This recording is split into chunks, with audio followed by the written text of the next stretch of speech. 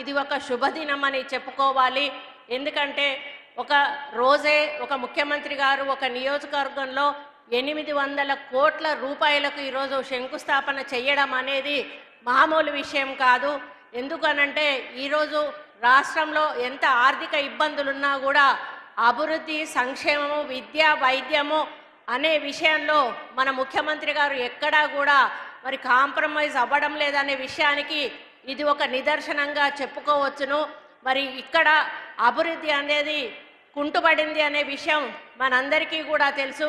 గత ప్రభుత్వంలో పూర్తిగా స్టేషన్ గన్పూర్ను మర్చిపోయిన విషయాన్ని ఇప్పుడు కడియం శ్రీహరి గారు సోదరులు చెప్పినట్టుగా మరి వారు ఈరోజు కాంగ్రెస్ పార్టీలోకి రావడము, అధికారంలో కాంగ్రెస్ పార్టీ ఉండడము, ముఖ్యమంత్రిగా రేవంత్ రెడ్డి గారు ఉండడం వలన ఈరోజు ఈ అభివృద్ధి పనులన్నిటికీ కూడా శంకుస్థాపన చేసేదానికి సాధ్యమైందని చెప్పి నేను ఈ సందర్భంగా విజ్ఞప్తి చేస్తూ ఉన్నాను.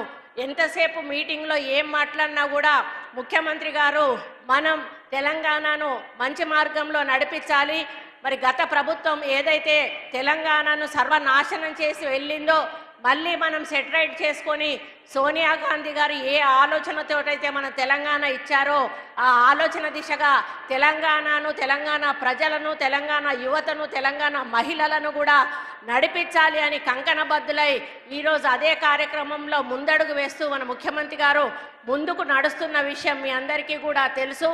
మరి సీతక్క శిశు సంక్షేమ శాఖ మంత్రిగా వారు కూడా ఎనలేని కార్యక్రమాలు మహిళలకు అందిస్తూ ముందుకు తీసుకుపోతున్న విషయాన్ని కూడా ఈ సందర్భంగా దాని వెనకాల కూడా మన ముఖ్యమంత్రి గారి హస్తం ఉందని చెప్పడానికి నేను గర్వపడతా ఉన్నాను.